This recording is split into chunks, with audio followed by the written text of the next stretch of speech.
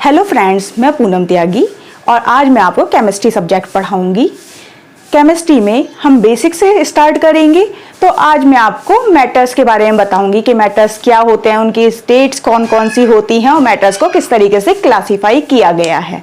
तो आइए देखते हैं मैटर्स के बारे में। जैसे कि सभी जानते हैं, जिसके अंदर मास होता है, वेट होता है और जो एक प्लेस को ऑक्यूपाई करते हैं। ठीक है, जैसे कि हमारे आसपास जितनी भी चीजें हैं वो सब क्या हैं, मैटर्स हैं। तो मैटर्स को हम पूरा डिफाइन करेंगे। मैटर्स की डेफिनेशन लिखी हुई है, anything which has mass and occupies space is called matter. For example, कुछ भी ले सकते हैं हम एग्जाम्पल में। जैसे ये बोर्ड है तो ये इतना स्पेस ऑक्यूपाई कर रहा है, ठीक है, और इसमें मास है और वेट है। मास और वेट में डिफरेंस क्या होता है?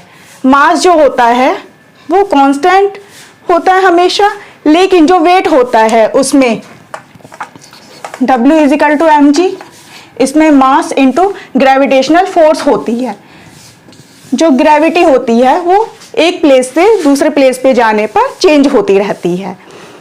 और अब हम बात करेंगे मैटर्स में कि उनकी स्टेट्स कौन कौन सी होती हैं। जैसे कि सभी जानते हैं कि मैटर्स की 3 फिजिकल स्टेट होती हैं, सॉलिड, लिक्विड और गैस। सॉलिड की जो शेप होती है वो सभी जानते हैं इस तरीके से होती है। उसमें पार्टिकल्स जो होते हैं वो एक दूसरे से बिल्कुल क्लोज होते हैं, जिसकी वजह से इनके बीच में जो इंटरमॉलिक्यूलर स्पेस होता है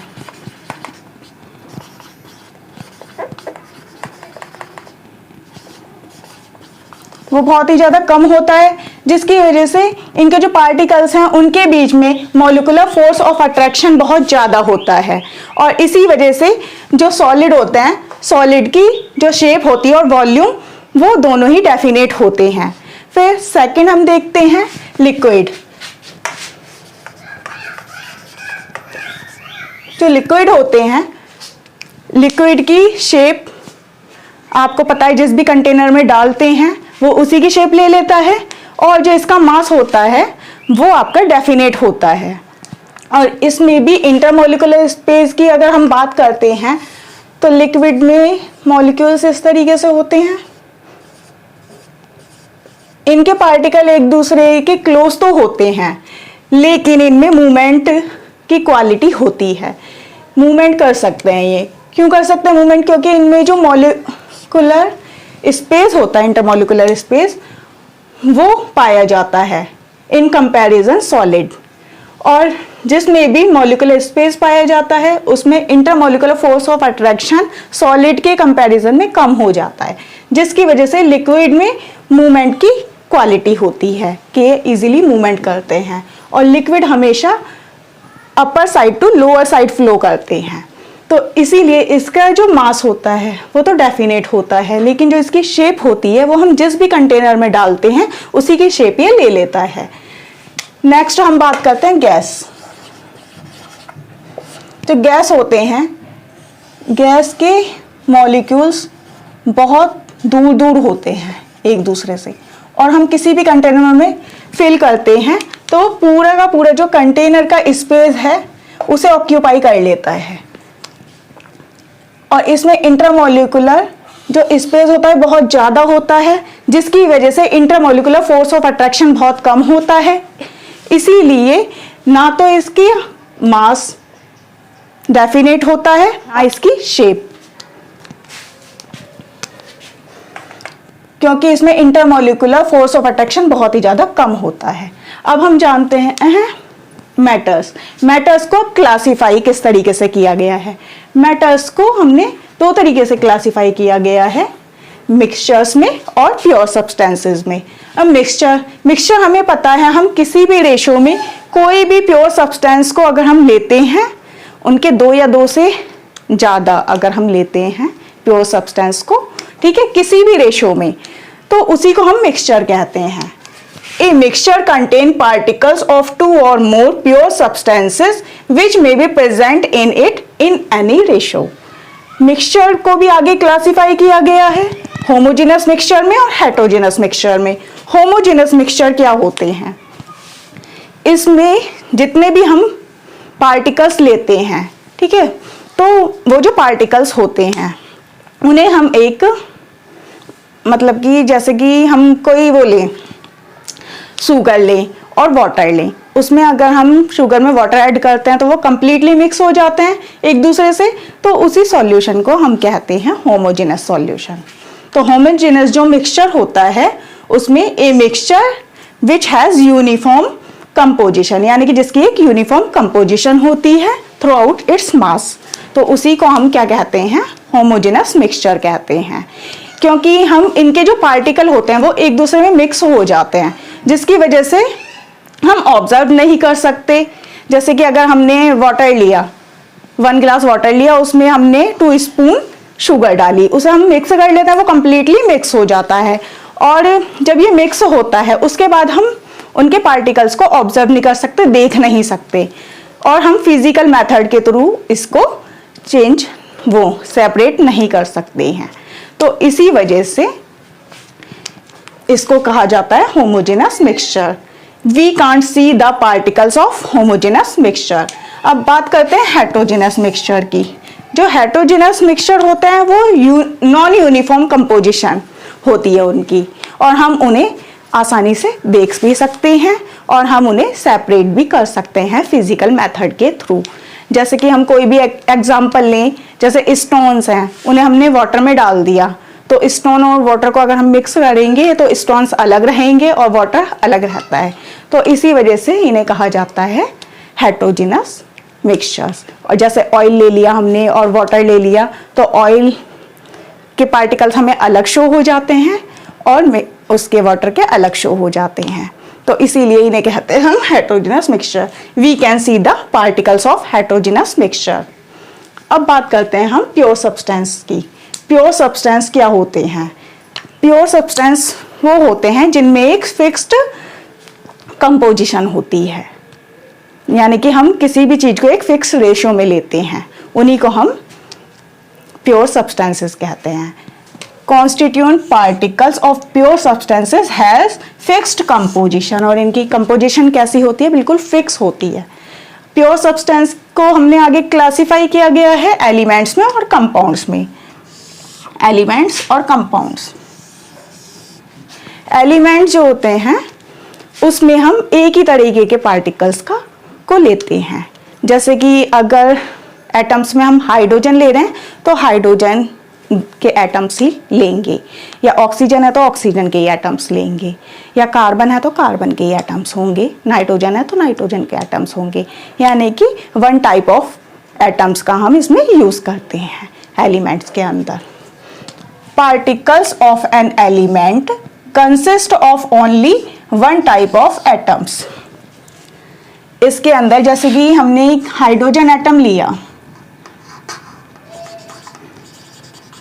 एटम ऑफ हाइड्रोजन,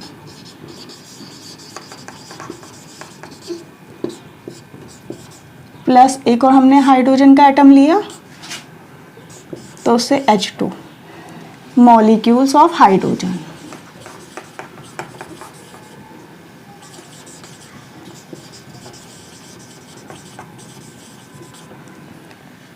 एक एटम हाइड्रोजन का यहाँ पे लिया और एक एटम यहाँ पे लिया, तो इससे एक मॉलिक्यूल बन गया हाइड्रोजन का।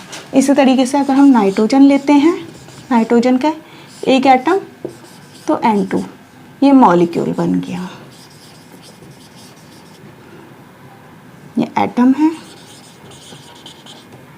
ये भी एटम है, और ये यहाँ पे मॉलिक्यूल बन गया नाइट्रोजन का। ठीक है, अब हम बात करते हैं कंपाउंड्स की। कंपाउंड्स क्या होते हैं?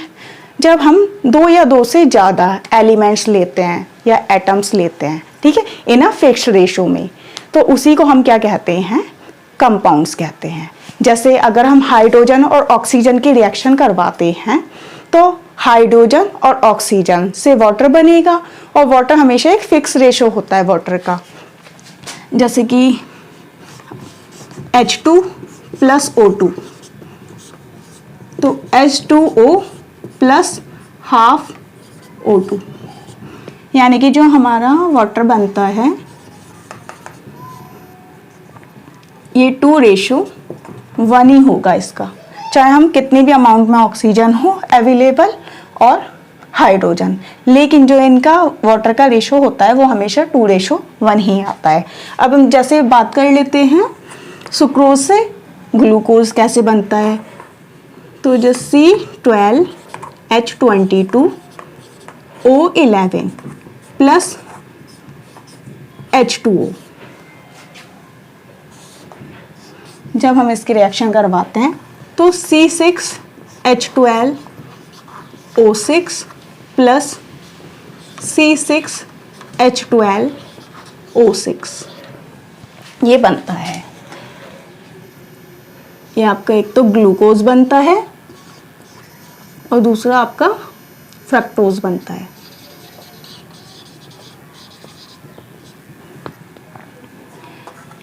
ये हमने सुक्रोज लिया, सुक्रोज से को हम कि जब हम वाटर के साथ इसमें वाटर ऐड करते हैं तो ग्लूकोज बनता है और फ्रक्टोज बनता है।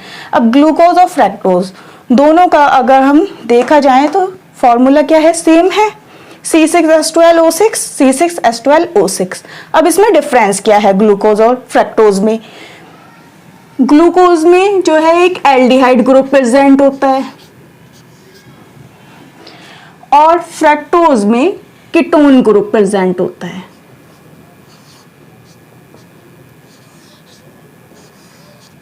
तो ये इसमें चेंजेस होते हैं कि इसमें ग्लूकोज के अंदर एल्डिहाइड ग्रुप प्रेजेंट होता है और फ्रक्टोज में हमारा कीटोन ग्रुप प्रेजेंट होता है। बाकी जब हम इसको स्ट्रक्चर खोल के देखते हैं तो हमें एल्डिहाइड मिलता है और यहाँ पे फ्रक्टोज, यही इनके बीच में डिफरेंस है।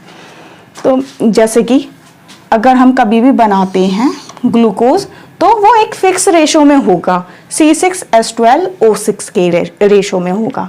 इसी तरीके से अगर हम वाटर बनाएंगे हाइड्रोजन और ऑक्सीजन से तो हमारा H2O और प्लस हाफ O2, यानी कि वाटर जो बनेगा वो 2:1 के रेशो में बनता है। ये हो गए हमारे कंपाउंड। अब हम मेटल्स की बात करें तो मेटल्स में जो हम मेजर करते हैं वो फिजिकल मेथड और केमिकल मेथड, इन दो तरीके से हम मेजर कर सकते हैं मेटल्स को। जो फिजिकल मेथड को हम यूज़ करेंगे मेटल्स में तो उसमें हम क्या देखते हैं फिजिकली, तो उसमें हम उसका कलर देखते हैं, किसी भी मैटर का पर्टिकुलर केस का कलर क्या है और इसका ऑर्डर क्या है, यानी कि इसकी किस तरीके की स्मेल है, ठीक है, कलर स्मेल देखते हैं, फिर उसका बॉइलिंग पॉइंट क्या है, मेल्टिंग पॉइंट क्या है। तो इस तरीके से हम बिना उसकी आइडेंटिटी में चेंज किए हुए किसी भी सब्सटेंस की हम उसकी फिजिकल जो प्रॉपर्टी है वो मेज़र कर सकते हैं। अब केमिकल प्रॉपर्टी मेज़र करने के लिए हमें उसकी केमिकल कंपोजिशन करवानी पड़ती है, जिसकी वजह से उसकी जो आइडेंटिटी है वो चेंज हो जाती है, जैसे कि एसिडिटी और बेसिसिटी के थ्रू हम इसे आइडेंटिफाई करते हैं कि इसे कैलकुलेट करते हैं मेजरमेंट को। ओके।